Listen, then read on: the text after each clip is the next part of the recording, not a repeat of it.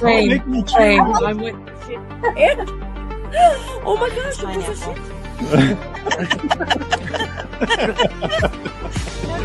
All right, buddy. In the drawer sometimes.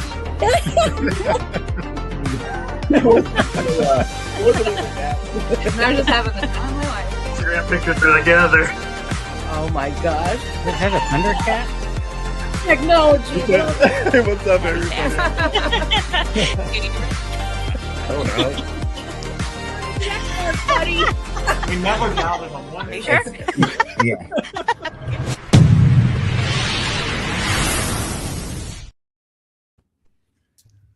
Hello, everybody, and welcome to Launchpad Reseller Podcast Season 2. I am Bob, the Rocket City Reseller, and this is Launchpad.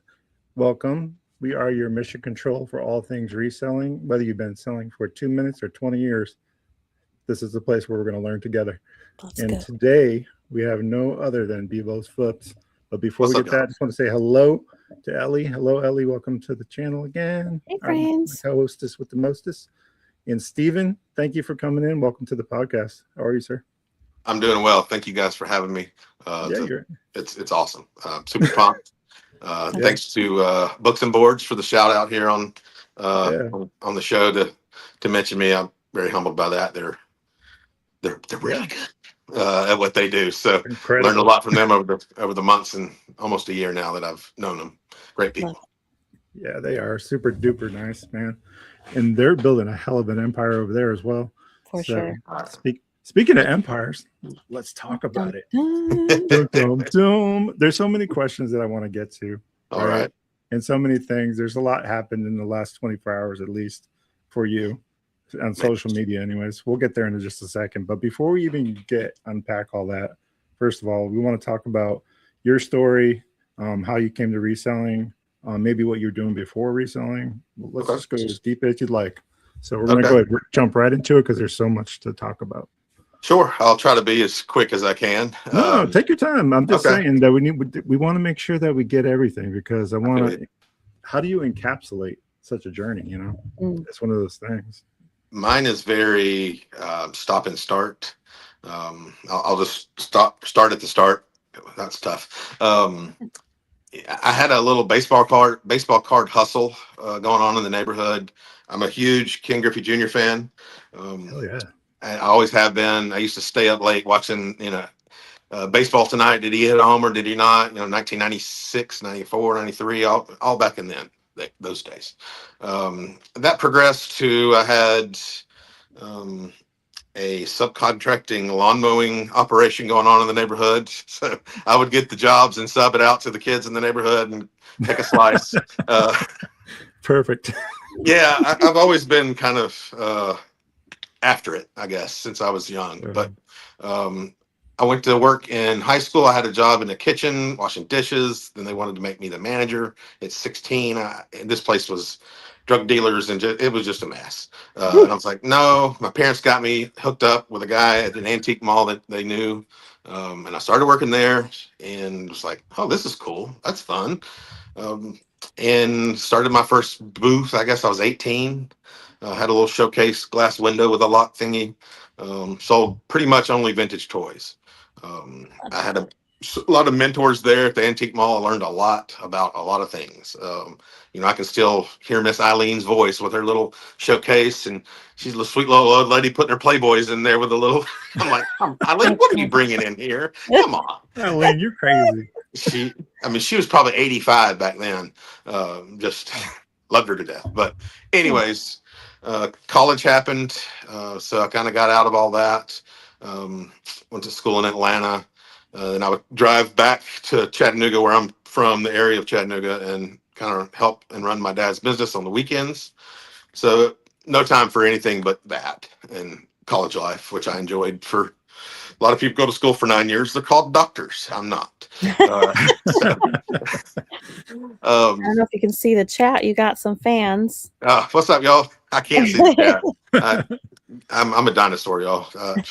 Start touching stuff, and yeah, we got Steven's Thrifting Journey says hello, and also Tall Earl Picker. Two of my favorites. Yeah, exactly. Love you guys. They're here to support you. So you mentioned school for 9 years. What were you trying to accomplish there, like degree wise? So I got a major in finance and a minor in marketing. And I did intern in college with Morgan Stanley, and it got switched over to another company, and this is miserable. I imagine so. It's not so bad, 20 years down the road, if you want to play the long game and you're a fiduciary and you're managing clients' wealth, and that game's a whole lot different than cold calling people and hustling and a lot less shady. I'll just leave it at that. Not calling Morgan Stanley shady, but we all seen the downturn. But I had a career after college. It took me 7 years because I was traveling back and forth. I wasn't taking a full load ever. I was cash flow in college on my credit card while I worked. And I had a lot of fun. I kind of discovered some bands in Atlanta. One of them blew up, and I was having a lot of fun. Anyways, I love it. got the career going, and I had a big area in the Southeast that I was managing, pretty much Alabama, part of North Florida, all of Georgia, part of South Carolina. I had to cover it all. And we had a bonus program, and that kind of got changed for like a 3-month period. I'm like, well, I'm bored. I got nothing to do. I'm not making hardly any money anymore. I'm gonna start going to yard sales. So it picked up for about 9 or 10 months, real hard, and then I had to shut it down immediately because I had to go to the corporate office. I got promoted and did that 7 or 8 or 9 years. Ended up as like a VP of operations, pretty decent sized place. About half the country, or 3/4 of the country, or 1/3 of the country I had to cover.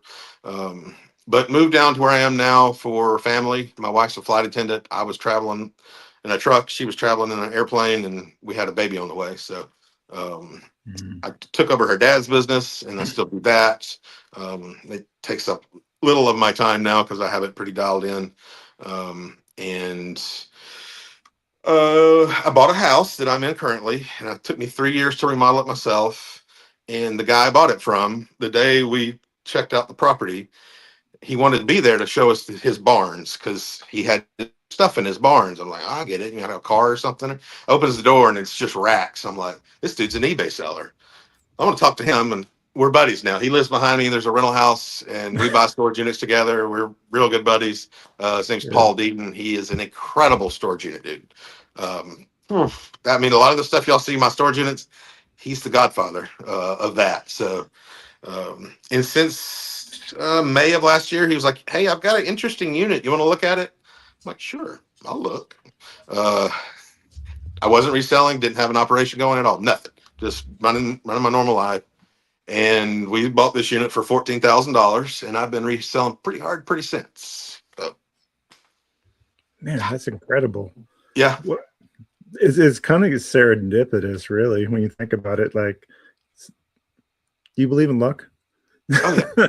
Or do you believe in choice and opportunity? Some say that's the yeah. same thing, right?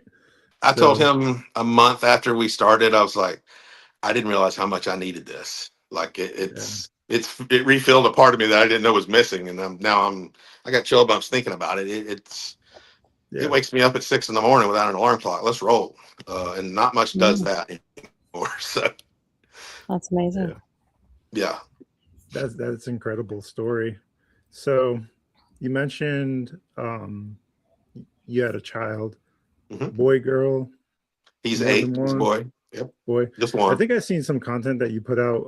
He's like your little picking buddy. He is. He was there with me today. Today was probably my second or third best day ever at a thrift store. The new rack rolls out. It was like all I saw. I think I got 16 new tag Nike pieces off that one rack.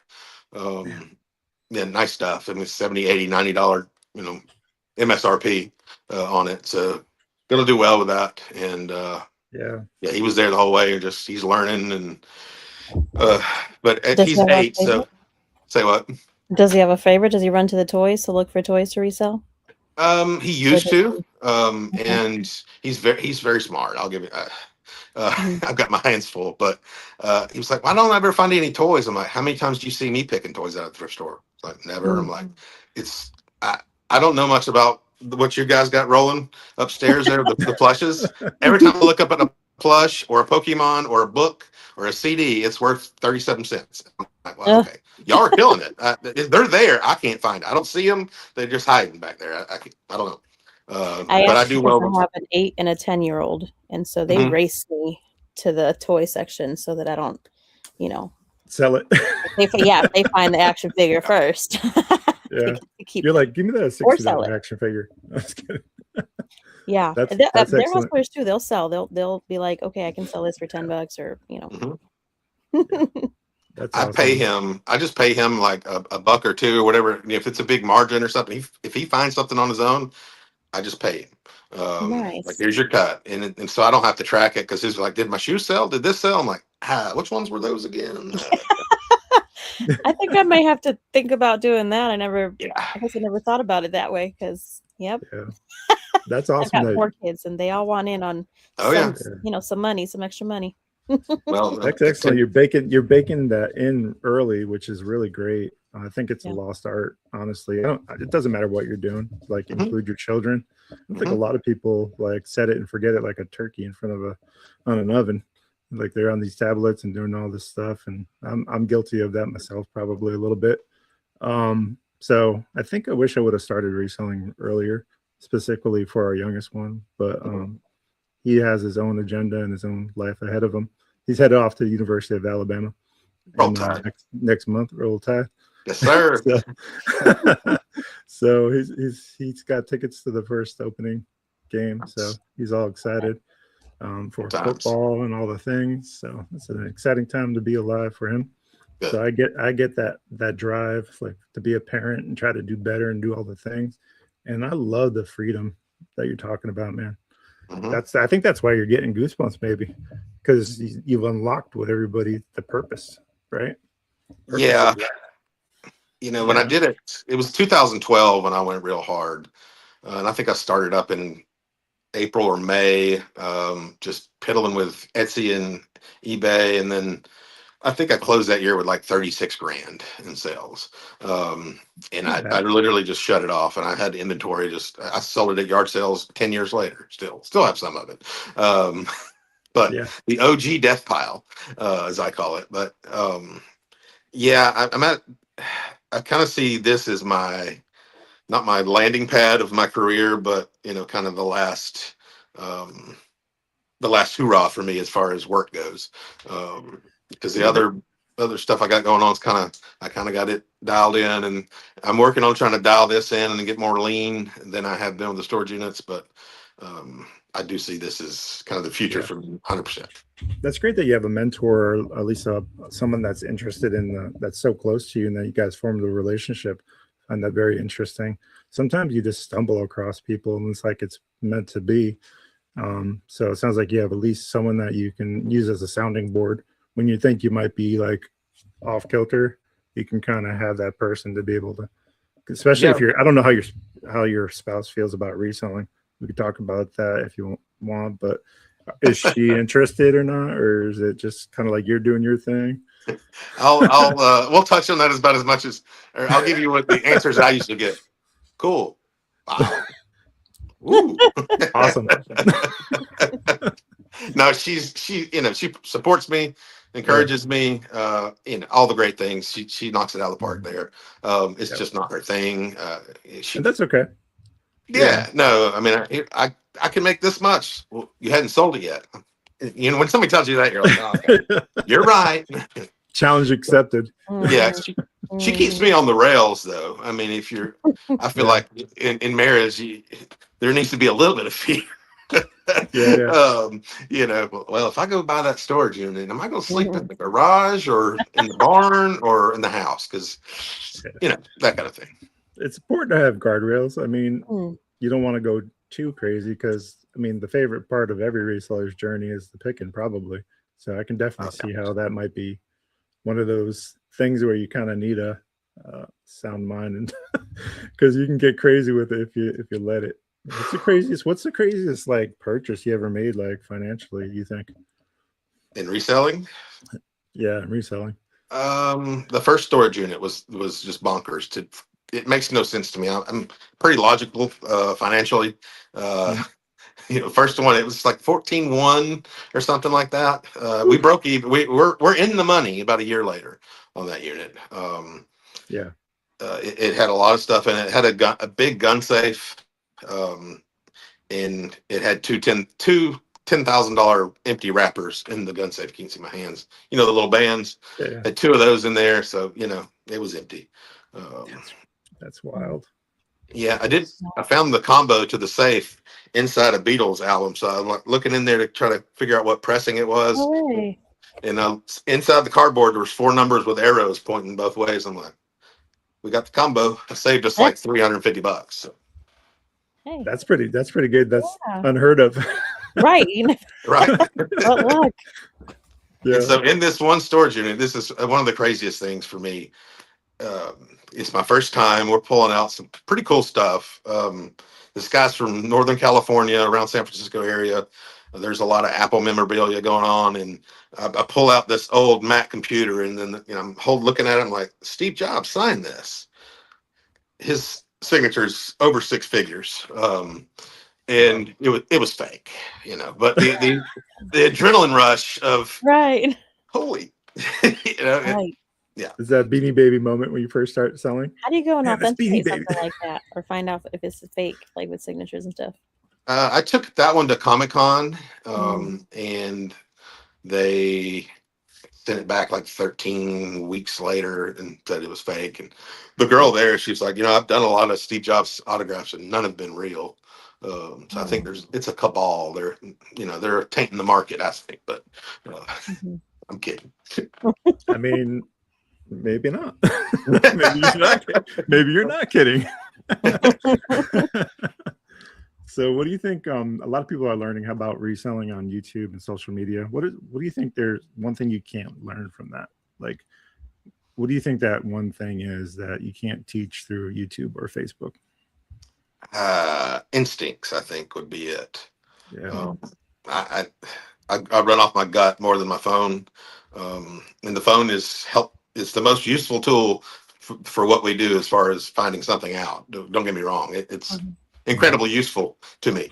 But, patterns, I go to the same Goodwill every day. I don't go to I go to one thrift store, basically is what I'm trying to say. I might go into another one twice a week. That's all on my way. This is all in my circle of my day. I don't really branch out of town very often, but I'm there 2-3 times a day, every day, Monday through Friday, sometimes 7 days a week. There in the morning when they open, I come back around before lunch and after lunch, late afternoon. I know kind of what they're bringing stuff. I know everybody there. I've built a relationship with everybody there, just being friendly with them because I'm there all the time.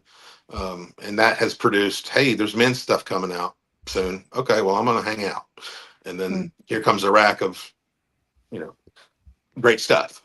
And I tend to only look at the new racks and peruse, around the outside of the store, the shoes, the hard goods, and then I'm bailing. I don't want to sift through 7,300 racks of clothing for hours.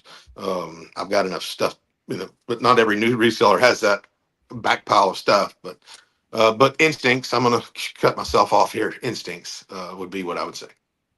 Yeah, that's actually not a bad explanation. I think that's most important. And some people come to it naturally, and some people have to grow that. I think you grow through experience, really. Even for like us, when we first started, I don't know about you, Ellie, but when we first started, we were grabbing everything. And yeah, ditto. Like it was like a no, ma'am. This one's a no-lo. We're definitely not looking for this one. So, Well, your I think instincts. for me, with like grabbing toys, every category of toys, of course, as I began to notice, has 1 or 2 figures that are going to be worth more, and then the other ones are basic and you can't get rid of them. It took me a little while to like figure that out because I was just grabbing them all. At some point I started being more picky with, okay, this is a good cartoon, people are going to want this, but this is a main character, maybe not.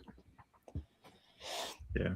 So, Steven, if you were to walk into a store with 10 new resellers, what is it that you think most of them would miss in a thrift store? First time, like getting like into their it. first Yeah. time you went in there, you had a group of people, you're going to say, I'm going to show you how to do this thing. I'm going to let you guys go out first. What do you think they're missing right away? Stuff that I still miss too, the small details of a fabric. When I walk in, I'm scanning. I'm not scouring. It's hard for me to jump into that realm. I have a game plan, depending on whose car's in the parking lot. Okay, that's John's going for books, and he's going for shoes, and he's going for this. So I'm going that way. And so I'm constantly just down my checklist of things. But long story here.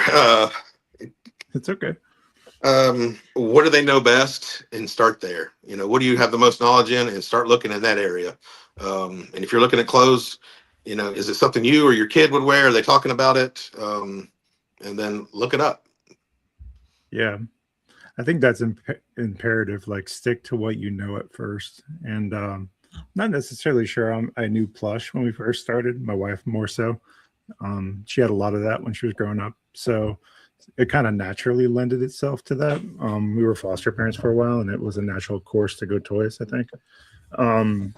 So maybe that there's a lot of truth. Well, there's actually a lot of truth to that. Stick with what you know at first. So that's really good insight. I think it's important. It's hard to look at someone like you that's an everything reseller though, and not find that attractive. It's fun. It's fun. That's one thing. Because you can do it. Yeah, you can do it in a short amount of time, right? You can go in there and you can find value. We talked about Amy about Amy a little bit when she was on the podcast. She was saying that, in a short amount of time, she can find value quicker by being an everything reseller. Whereas we're specifically looking, we have to go to 10 stores to find 5 things, right? Where you can go to maybe one store and find 10 things.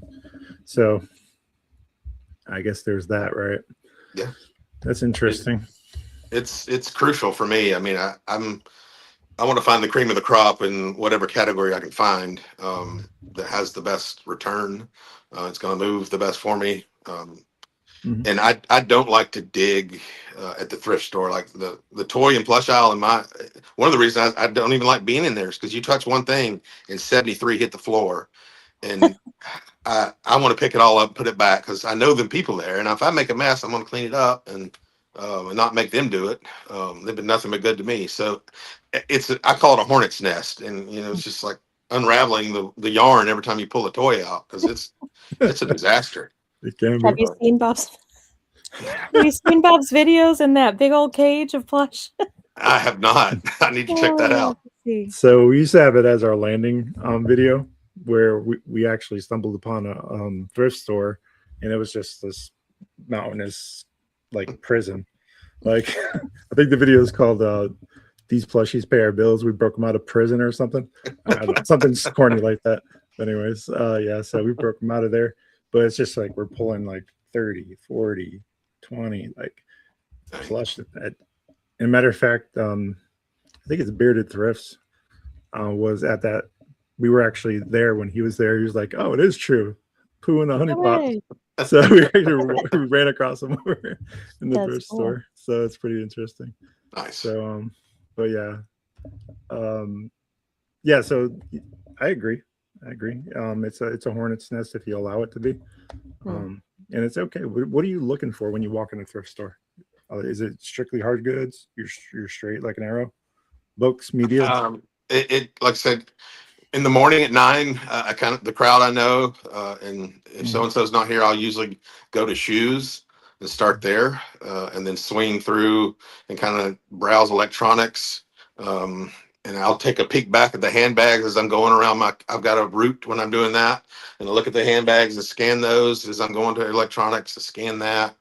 Yeah. And me being in this one store so often, I can eliminate so many things on the rack or on the shelf that's been there. I've seen it. So stuff jumps out that hasn't been there to me. And then I hit coffee mugs, and then I swoop around to kind of that surprises me. The coffee mugs, that surprises me. Go for some money. Some of them can. They're generally a lot of solid $8 or $9 flips for me, but they're easy to list, ship, all those things, and it's it's a quick scan. And I'm looking, is there a new rack? Who's working? Hey, is there any men's coming out today? I'm asking questions.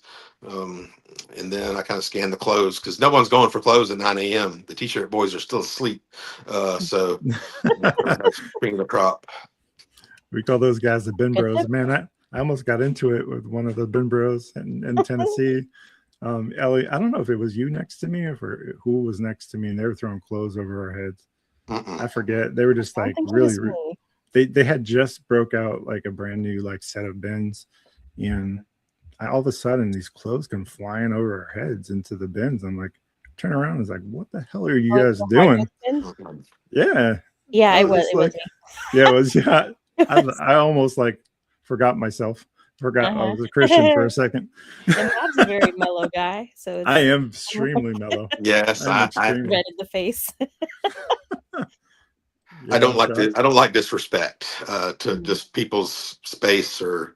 I asked them how they would feel if I took one of these greasy pots from Hard Goods and just threw it in their clothes. How that would make them feel. He just looked at me like, "Sorry, dude." Yeah. Listen, Junior, I wore shirts bigger than that in elementary school. I don't know. They always come, like I'm on a new rack and they come dive bombing over your shoulder and like jump in front of you. Yeah. And I'm just like, you're not going to jump me, bro. I'm not. And then they kind of look at you and they're like, ooh. Yeah, I'm going to fold you up like a case knife and put you in my pocket. Yeah. I'm not going to break down in the middle of Goodwill like that, but yeah, I thought about it. I'm gonna be honest, Steven. I thought about it. You need to get in line, get behind me, and we're cool. Or if I'm on one side of the rack and you get on the other, we're cool. But don't jump in right in front of me. I don't think I've ever had conflict at a Goodwill store, but there are Bins Chronicles. I have had so many. The Bins Chronicles. That sounds like a social media fantastic story right there. Story time. Tales from the Bins. Story time from the Bins. Yeah. I went to one once. There's not one here. I was in a concert in Denver and kind of had some time to go to one. I was like, this is chaos. It stunk in there. God, it stunk. Oh yeah. We just recently went to Birmingham when we were cutting through to Tuscaloosa for I think it was Bama Days before doing an orientation for my son. We stopped in America's Thrift store in Birmingham. Man, I've never smelled something so bad in my life. I'm not sure exactly what they were cooking there, but it was terrible. It was absolutely awful, and I'm just like, "There's no way, man." The toy aisle at the America's Thrift that I go to once or twice a week. The toy aisle is right next to the bathroom, and there's some sort of sewage problem there because I can't even. I'm like, no, we're just gonna skip that. It's awful. The air doesn't work. It's like, no. We're going to be down that way in August, and I'm just like, there's no way. On moving day, there ain't no way, man. I'm going in there. If my wife wants to go, and I'll patiently wait, but I ain't going back in there, man. You can't make me. That's saying something. If one of us doesn't want to go in the thrift store, right. I've been through hell and high water in my life, and I don't. No, thank you. That's a no, thank you, right there. Agreed. So yeah. Speaking of social media, man, recent events. Let's talk about it. Why don't you tell the folks what happened recently? So Facebook put out the 300,000 view challenge 22 days or 25 days ago, whatever it was, and we crossed that threshold last night or yesterday afternoon. Oh yeah. Yeah, man, it was. The views went way down at the end. I'm like, oh no, I fumbled the bag because I have struggled with it for months and months. Oh, I know. That's how I found you, by the way, through that journey, through my struggles. And we were coming up together on Facebook. If you didn't know that, we were trending together. We started. I think we started around the same time. So yeah, so I think there was that's our graduating class. I call it. Yeah. Valedictorians right now is probably Mom Rebooted or Backwoods Thrifter and Tall Girl. But love them all. They're great people. And what stinks about when your page grows, and it's tough to visit everybody and kind of stay I'm having what that it trouble. was Yeah. back then. Because back when it was that first group of like 10 people, God, it was a blast. But it's just impossible to. The bells and whistles are going off. I can't keep up with it. Awful at it. I'm trying. Yeah. I'm still confused. I don't know if you knew this or not, but I'm a data scientist, software engineer, and I did it in 2 months and 10 days. Right, got monetized. So, but I was kind of. I guess there is a little bit of strategy I use, but I'm not sure exactly what was the secret sauce to getting it done that quickly. Whereas someone like you, who's very like personable, who has a very strong brand and strong message, doesn't or can't get it done in that time. So I'm not sure exactly how they're deciding, and I think it might just be random. Quite honestly, it almost feels as if I don't know, Bob. maybe You were it really is. hitting it hard. You were posting a lot. Yeah. You were trying to do your video. Like, I have not been as consistent. So I wasn't. I knew deep down that I wasn't. I mean, Yeah. I thought I was hitting the numbers, but when they started the challenge, I had just kind of started posting again a little more often instead of just kind of keeping it alive. And then they started that, and I've got notebooks and ideas, and I'm planning skits out in my head. Oh, we're going to talk about that in just a second because I love it. I love it. But I'm a goofball, always have been. Yeah. And I like to make my friends laugh. I like to laugh all the time. So I'm a serious dude. I take care of business, but I might as well have a little fun. Yeah, let's talk about fun. So Charles, the laws of Bevo. Call Bevo, and Bevo. We will fight for you. I about fell off my chair. It was so entertaining. I don't know how well that did.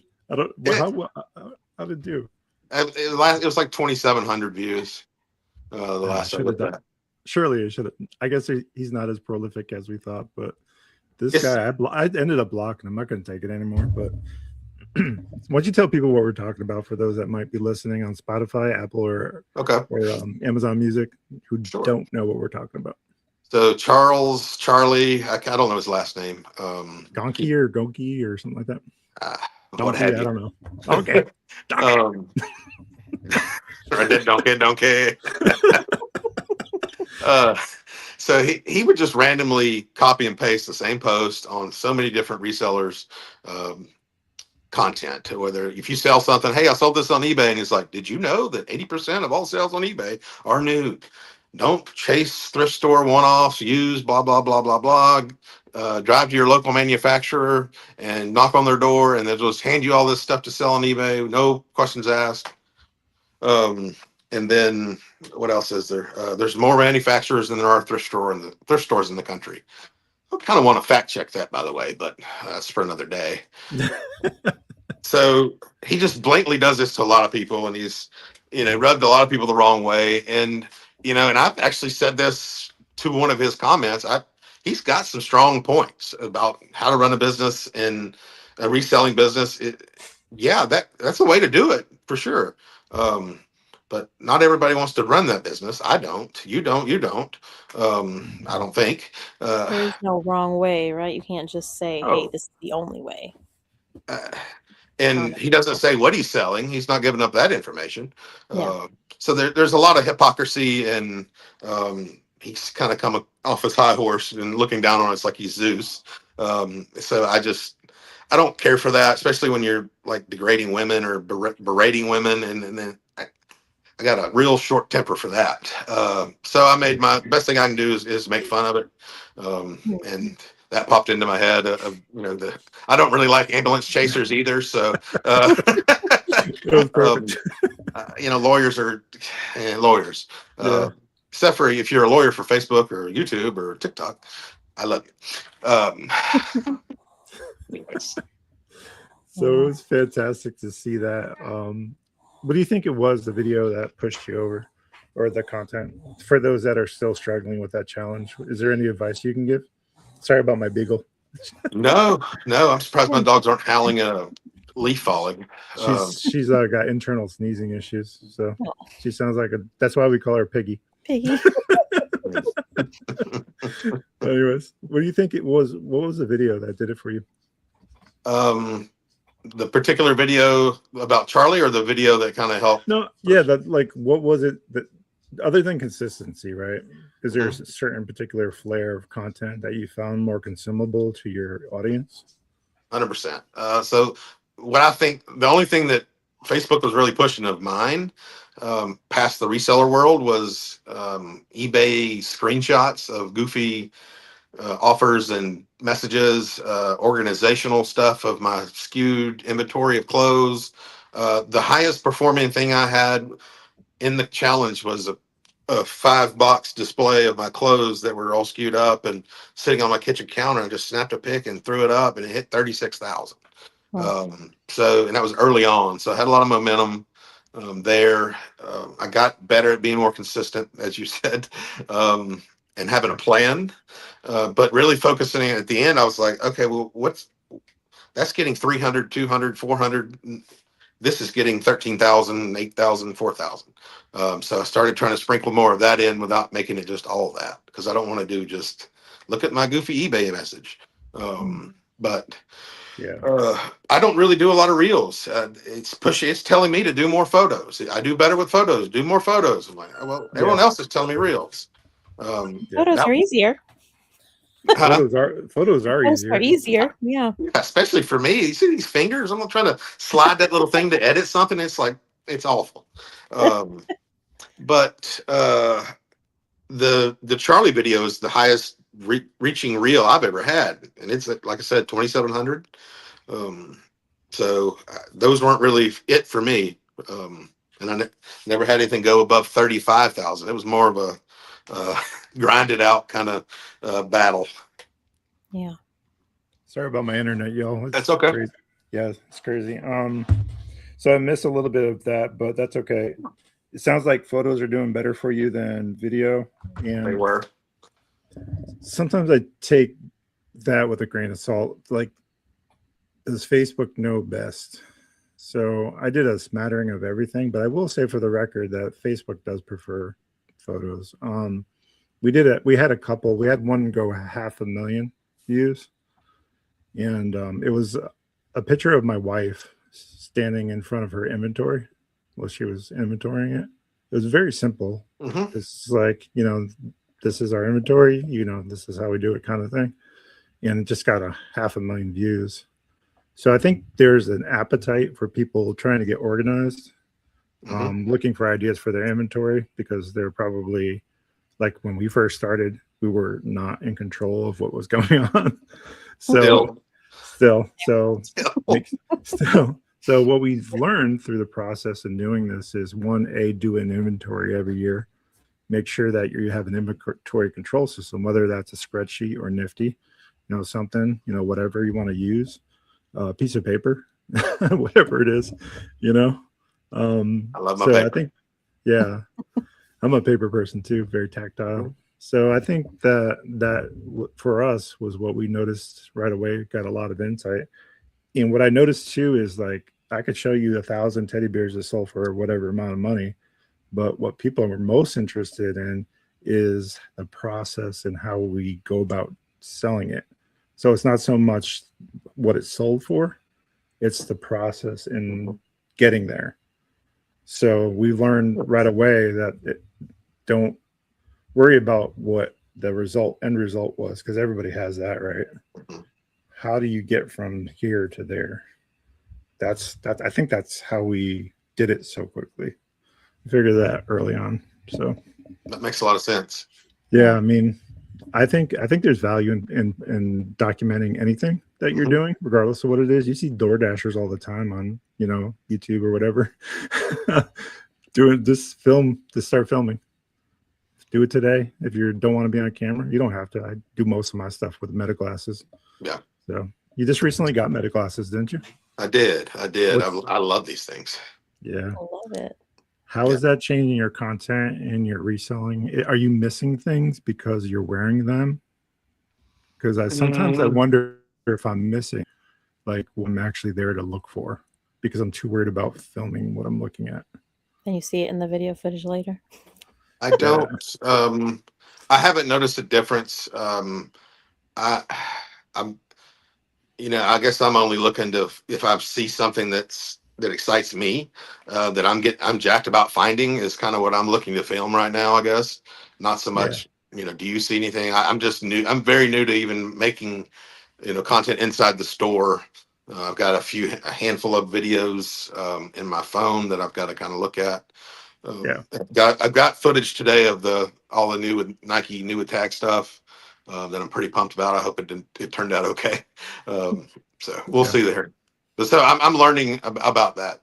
But right now it's an afterthought to me as far as I've kind of explained the way I get when I get to the thrift store. It's kind of Rain Man almost, I guess. I love it. I love it. Locked in, laser focused. Very. So what does your listing look like? Sorry, Bob. Yeah. No, go ahead. Yeah. How many are you listing a day, or what's the process look like for you? So today I haven't listed anything yet. I've got some photos ready to roll of some of the stuff I bought today. I do $500 a day.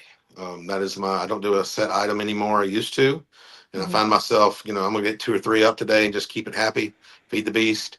And Sean's Finds, who I think we all love, he was writing down, how much he listed the day and why he did it that way, and it was just, ding, duh, way to go. That's what I want to do. And so let's do 500. Yeah.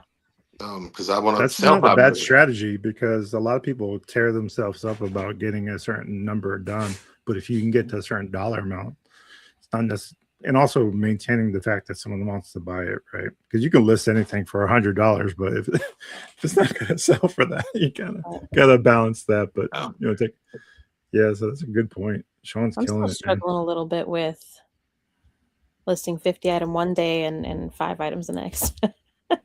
Like how to.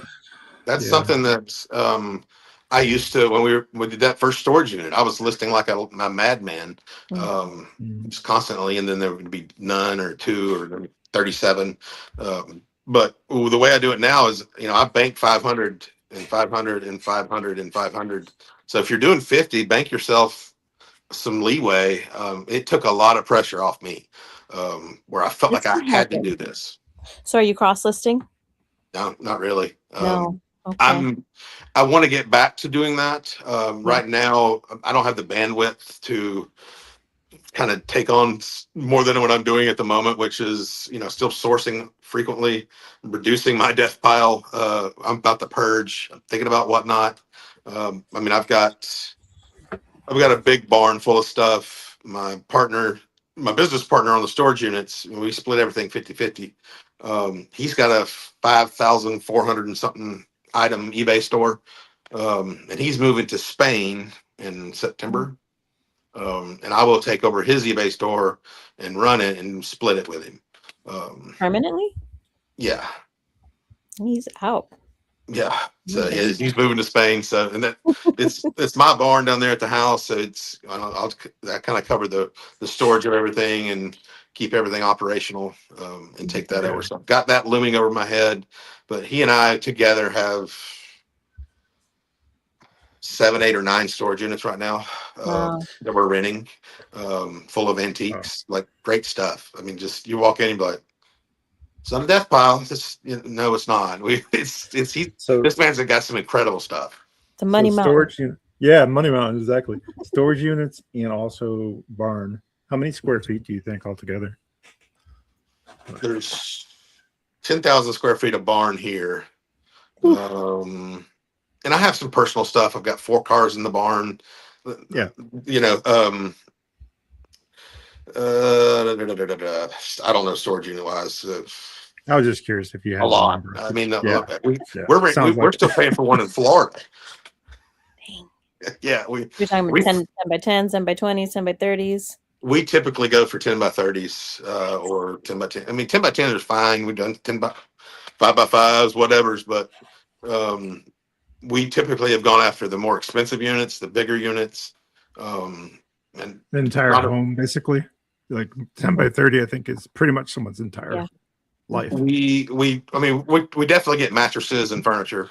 but we try not to get that kind of stuff. We're not looking for the home goods, the lamps, furniture, dishes, all that stuff. We're looking for like the last 8 units we bought, both guys were antique dealers for decades. So you're pulling out, speakers from the 60s, Hamilton Teletap drawers. One guy had a LL Bean boat and tote hoard. Those things can be really expensive. Just on and on and on. I just picked up one of those LLB boat totes when I was at the Bend. Nice. So, Nice. It was a monogram, but still. Does it have the sawtooth tag? It's older. Okay. I think it is maybe not 90s. That's too early, but it's early. So if it's got the tag, if the embroidered tag has the sawtooth on it, that's where the money's at on those. They're all worth good money, but those are where the stupid money goes. I'll have to double check. Yeah, I don't have any of Did you those. bring it with you? I know Amanda was like, Bob. Hey. Excuse me while I put my Yes. I would imagine those do pretty good this time of year. So everybody's out and about doing The the college thing. kids love them. Apparently, I met a dude at a flea market. He bought a bunch off of us for 15 or 20 bucks a piece and needed washing. We were just liquidating cash flow, and he's like, "Yeah, I'm traveling to Penn State for a market at the university there." And this guy was a killer when it comes to t-shirts and all that stuff. Young guy, super impressive. He wasn't a bro. He was a t-shirt businessman. So Love it. There's a difference. We need to get some bros on this show so we can just cash it out, man. Can I be on that one, please? Yeah, man. We'll have you back as a guest host. Just be back here shaking my head and let my dog. It's Ellie's number one job now is when she's in the Nashville Bend. Approach the bros or the Barbies. I'm I don't not know what an you call approacher, Bob. the bin I'm Barbies. like a hide in the corner. Don't look at me. I'm just doing my own thing. Yeah, maybe next time I'm over there, because I had a really great conversation with these when I was in St. Louis. Yeah, came across two or three younger sellers that were out and about, and they were obviously bin bros, and they were just all about reselling. It was good. It was nice to have see the enthusiasm for it, because you don't see that very often in that age group. They had to be all of maybe 18, 19. And was talking to him about Nifty, doing all the stuff. Gave him my code Rocket City. I said, "Man, save you 15%." One guy, he actually messaged me after, like a week later, and said, "Man, I signed up. It's a game changer." He's like, "It's already. I'm already seeing like sales." Let's get him on the podcast. Yeah, right. If absolutely. I can get him, that'd be awesome. But yeah, it was just nice seeing and they were listening too. A lot of times with younger folks, when the older guys talk to them. You were being an unk. Yeah, I'm still young enough to be an unk. Yeah. Oh my God. The proudest moment is being called unk. Yeah. Yeah. Definitely moving on. And I thought it was good. It was a good conversation. And matter of fact, later on during the day, they actually brought my wife Harry Potter slithering Naga, plush. I've never seen that. I've been doing this for 4 years. So, and they brought her over something, and they were like, "Thanks so much." And it was just really good. So it's not all bad, I will say. No. So. I pick on them a lot, but we all have our quirks and our our things, and boomers or Gen Xers or whatever you want. All of us were. I pick on them, but I pick on people I like, and they're resellers, so I like them. Yeah. You think you're I'm going to say Gen X. I'm going to guess. I don't know. Maybe I missed it.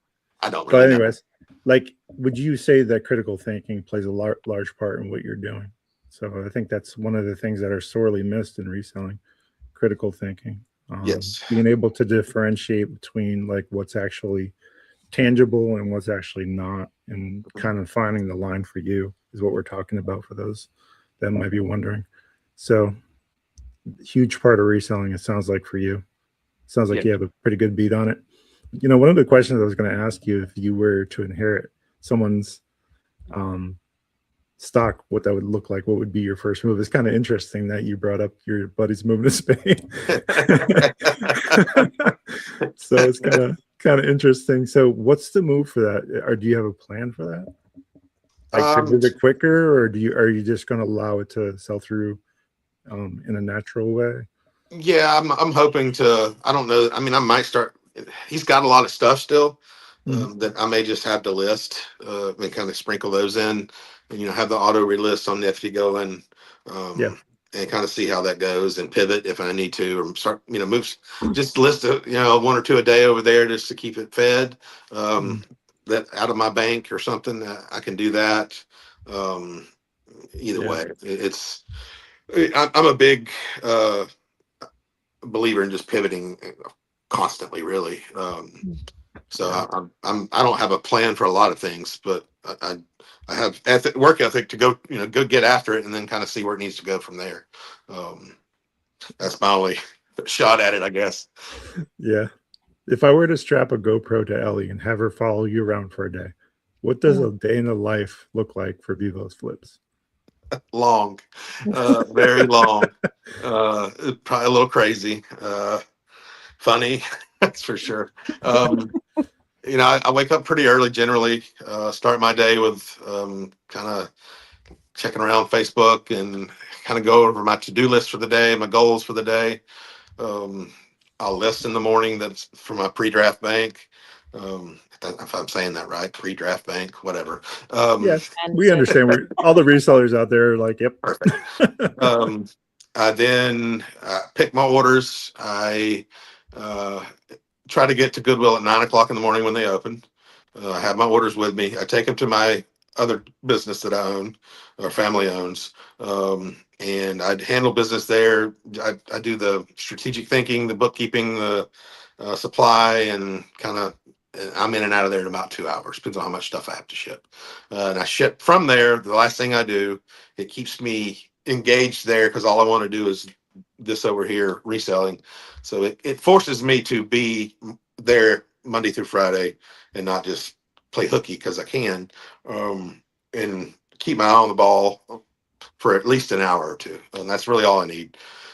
And then post office, Goodwill, again, home, eat, chill for a minute, start organizing pictures. It's time to go back to Goodwill. And then I usually am cooking dinner, hanging out, and listing from there while I'm chilling on the couch. That's a day. That's what I'm talking about. Yeah. I think, you know what it is? It's so much fun that it doesn't feel like work. At least for us. I don't know. It sounds like everybody I've talked to so far. I don't know, Ellie, what do you think? Everybody that we talked to so far is pretty much the same, right? Yeah, it's not. I think the only exception, and I don't know if it's really an exception, is Caleb because he didn't like the niche that he had. Yeah. But I think that he was already to a level where he can he could walk away from it and it still runs. Yeah. So that's interesting that came up because I don't know if you guys saw Pegasus Lounge was on the Lonnie and Ryan show. I don't know if you track that podcast or not. Not yet. So yeah, it's a tough one to get through. He's not a reseller's reseller. Oh no! Basically, I'm gonna have to go watch it. you have to watch it. It's such a like polarizing interview. But I guess the point is they're saying that it's not you're being self-employed is not a business. Is basically his message. I don't agree with that. I don't know. I think there's an argument there. I think that we do work. We're not. Could it run without you? Was his basic thought process. I think it's a little bit true, and I think that businessmen outside of something like reselling would say it's not a business. You have created work for yourself. So I don't know if I'm in full opposition of that. The definition of a business is the sale and service of a commodity, I think, or a commodity or service, like for money. It's like the base definition. I want to say though, and I wonder, Rich Dad Poor Dad, I think, is one of the ones that maybe that is in their book. I've listened to a lot of audiobooks, and that's the consensus among businessmen who are like I guess above, I don't know, millionaires call it, but is that it's not a business if you are still working in it. So I've heard that before, not I haven't even watched this podcast that you're saying, so I've heard that in another space. Totally watch it. It's worth the I don't know if it's worth the aggravation, but it's definitely a thought provoking one. Well, Steven, what are your thoughts? I don't really listen to very many people. I love it already. Yeah, I don't. I have my head down. Yeah. I worry about my family, my friends, my music that I listen to, my sports teams, my little bubble. I can't control any of that. I can't control what that dude's opinion is on what people do for a living or how the definition of any of that. I really like Steve Jobs because the little things of he wore the same clothes every day because that's one less decision he had to make. And I tell my son all the time, I can only answer so many questions. I can only think so many times a day before my brain is just done. And the more I use those synapses to fire in the direction that I want them to go in, the better. So I try to block out everything else except for what I want to think about in my world. Not that I'm naive to anything, the world at all, but just, well, something Jobs did say, and this is from his playbook, is the signal and noise. And I think Elon Musk as well. It's like differentiating what is actually noise and what is going to make the most impact, picking the top three. And anytime anything other than those top three enter your purview, now that's very extreme. Not everybody can do that, right? Wealth helps with that, I'm sure, to try to suppress and just focus on the signal. There is something to be said about that, I think. For sure. And, Jobs is in the top of a pyramid where the bottom of the pyramid's got a lot of brain power to focus on everything else besides that three. So, yeah. I almost compartmentalized my whole day because I have to switch from dad to business to shipper, eBayer, content guy, all those things. And I try to stay and wear that hat and stay in that moment. And I stay on my little list of things to do and I plow through it. And then I kind of take the hat off and go to the next thing. And it's gone. I don't think about it too much. Sounds a lot like block scheduling. It's not easy. No, I struggle with that. I see a squirrel and I'm off track. So 100%. That sounds like more like me. Yes, those are my goals. I don't operate 100% efficiently. There's an author that I used to read prolifically, Robert Jordan. He's since passed, but one of the things that he did to kind of focus himself is he would actually put on a different hat when he was thinking about a character. Can you imagine as a reseller? I'm going to be the tax guy today. I like that. I would need them to be drastically different. You're welcome. Like a baseball cap, a sombrero, I need physical cues, visual cues. Feather coming out. Feather out right with it. I expect a social media blitz from Bevo's Flips about the different hats. It's fantastic. I like that. I like that.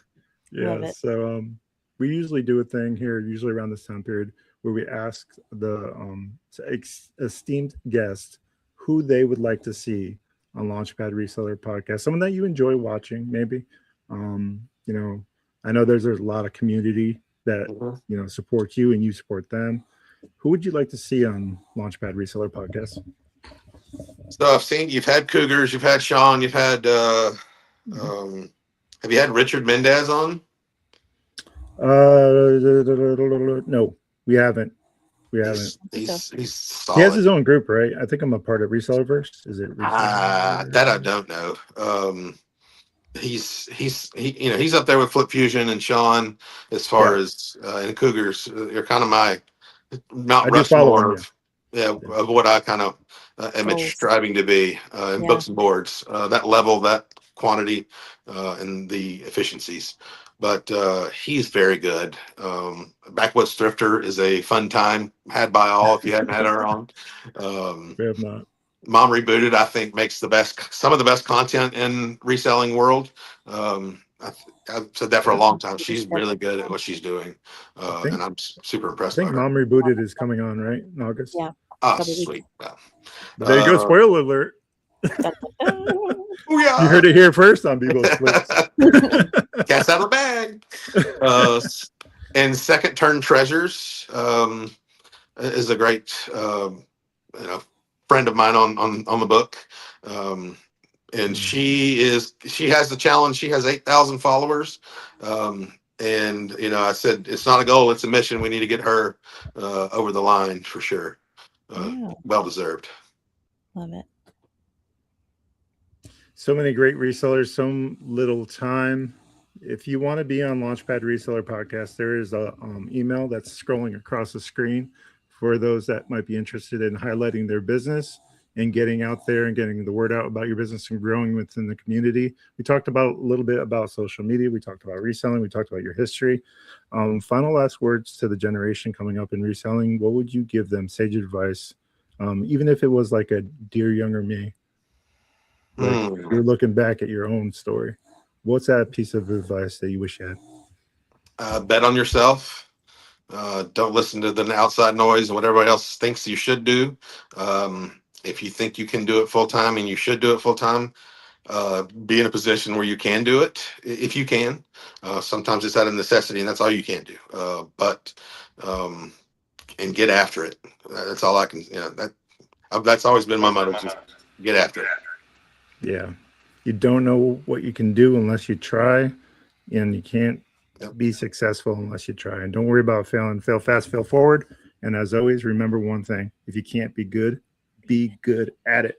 We're going to catch you on the next episode of Launchpad Reseller Podcast. Steven, stick around. We got one more question for you offline, and we'll catch you on the next episode.